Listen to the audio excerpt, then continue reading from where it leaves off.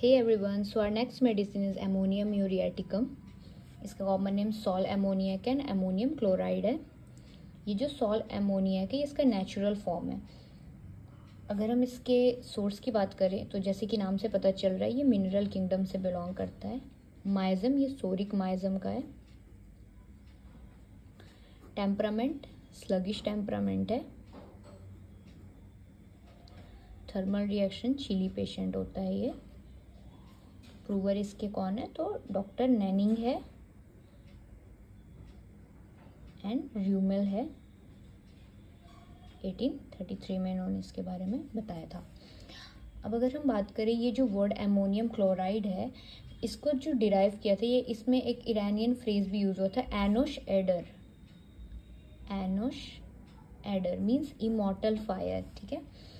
And ये जो natural salt है इसको एलोपैथी में अब्यूज़ किया जाता था बहुत ज़्यादा डोज में, बट इसका जब होम्योपैथी में यूज़ हुआ एज ए पोटेंटाइज फॉर्म इसको बहुत अच्छा एक्सीलेंट एंटीसोरिक कहा गया है, ठीक है। सो ये हो गया। एंड अर्ली सोर्सेस का क्या था तो अंडरग्राउंड कोल फायर इसका था, इसी वजह से भी इसका नाम इमॉर्टल फायर दिया हुआ है। So vent of underground coal fire, fumaroles of volcano, इन सब चीज़ों से इसका ये अर्लीस्ट सोर्स था। कॉजेशन देखें तो कॉन्सिक्वेंस ऑफ ग्रीफ के कारण कोई प्रॉब्लम हो रही है या सप्रेशन हो रहा है, ठीक है, ल्यूकोरिया का, तो जिसके कारण आपको हेमोरॉइड्स देखने मिल सकता है। कॉन्स्टिट्यूशन देखते हैं। कॉन्स्टिट्यूशन में इसका अपीयरेंस क्या है तो पेशेंट जो होता है उसका बहुत ज़्यादा ना प्रोपोर्शन आपको बॉडी का अलग दिखेगा। जैसे कि कमर के ऊपर जो होता है वो बहुत ज़्यादा फ्लैशी होता है, ठीक है, बट कमर के नीचे क्या होता है वो बहुत ज़्यादा पतला होता है। तो ऊपर से ओबेज होता है, कमर के नीचे थिन होता है। टेम्परामेंट स्लगिश होता है, बहुत ज़्यादा आलसी टाइप का होता है ये। एंड मेंटल स्टेट इसका कैसा होता है तो काफ़ी मेलेंकोलिक होता है, एंग्शियस होता है एंड हमेशा ग्रीफ में रहता है, सॉरो में रहता है, एप्रीहेंसिव होता है, इनडिफरेंस होता है, बहुत ज़्यादा उसका मूडी होता है काफ़ी। एंड गाइडिंग सिम्टम देख लेते हैं।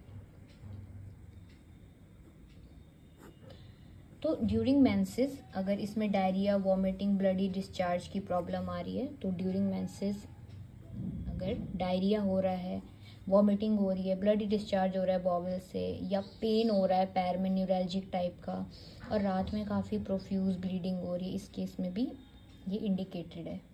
डॉक्टर हैनीमैन ने क्रॉनिक डिजीज़ में मेंशन किया था कि ये जो नेचुरल सॉल्ट है इसको बहुत ज़्यादा एब्यूज़ किया गया था एलोपैथी में लार्ज डोज में, बट ये जो होम्योपैथी में मैंने जैसे कि बताया ये ग्रेट एंटीसोरिक है, स्मॉलेस्ट डोज में भी ये बहुत अच्छा वर्क करती है। नाउ ल्यूकोरिया के केस में like white of an egg, very important line, white of an egg इतना होता है और इसके साथ पेन हो रहा होता है एम्ब्लिकल रीजन में, ठीक है। सो ये हो गया। एंड एवरी यूरिनेशन, जब भी यूरिनेट करेगा उसको ल्यूकोरिया की प्रॉब्लम होगी। And sensation of coldness in the back between scapula and hamstring जो है पैर की मसल्स है वो बहुत ज़्यादा दर्द हो रही होगी, चलने के दौरान काफ़ी दर्द हो जाता है उसको, ऐसा होता है। इसमें ऑब्स्टिनेट कॉन्स्टिपेशन देखा जाता है। हार्ड क्रम्बलिंग स्टूल है जिसमें बहुत ज़्यादा एफर्ट लगाना पड़ रहा है और वो crumble at the verge of anus, anus में आके वो क्रम्बल हो जा रहा है।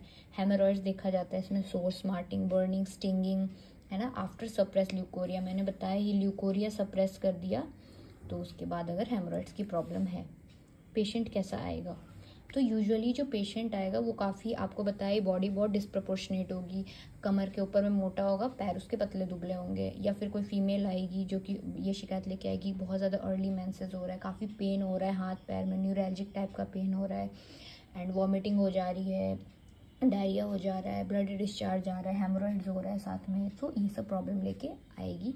या ल्यूकोरिया का प्रॉब्लम लेके आ सकती है like white of an egg, है ना। एंड ये हमने फीमेल में देखा। पाइल्स के केस में क्या होगा कि बताया कॉन्स्टिपेशन इसका बहुत फैक्टर है इंपॉर्टेंट। सो इसके बाद पाइल्स हो सकता है। So they crumble as soon as the verge of anus, इस तरह का पेशेंट कंप्लेन लेके आ सकता है। सो ये हो गया। एंड फार्मेसी में देखें अगर हम फार्मेसी पॉइंट ऑफ व्यू से तो 1 ग्राम सॉल एमोनियक को लेते हैं, ठीक है, और उसको 1.5 gram of boiling distilled water boil करते हैं डिस्टिल्ड वाटर में। उसके बाद इसको फिल्टर करते हैं, फिर फिल्टर करके इसको क्रिस्टलाइज करते हैं। अब जो क्रिस्टलाइज किया हमने तो ये जो क्रिस्टल है इसको हम क्या करेंगे, 1 ग्रेन लेंगे, ठीक है, ड्राइड सॉल्ट को 1 ग्रेन लेंगे और इसको ट्रैचुरेट करेंगे 3 टाइम्स करेंगे with 100 grain of sugar of milk with in 3 hour. तो ये जो डाइल्यूशन है, फिर इसको जो डाइल्यूशन बनाएंगे, फिर जो पोटेंटाइज करेंगे, ये मैं 30th पावर का बात कर रही हूँ, इस तरह से इसका बनता है। फिजियोलॉजिकल एक्शन देखें तो ये बहुत ज़्यादा स्ट्रॉन्ग एक्ट करता है म्यूकस मेम्ब्रेन में, स्पेशली नेजल म्यूकस मेम्ब्रेन में। तो वाटर एक्रिड कोराइजा देखने मिल सकता है, इसमें डिस्चार्ज काफ़ी प्रोफ्यूज होता है, एक्रिड होता है ना।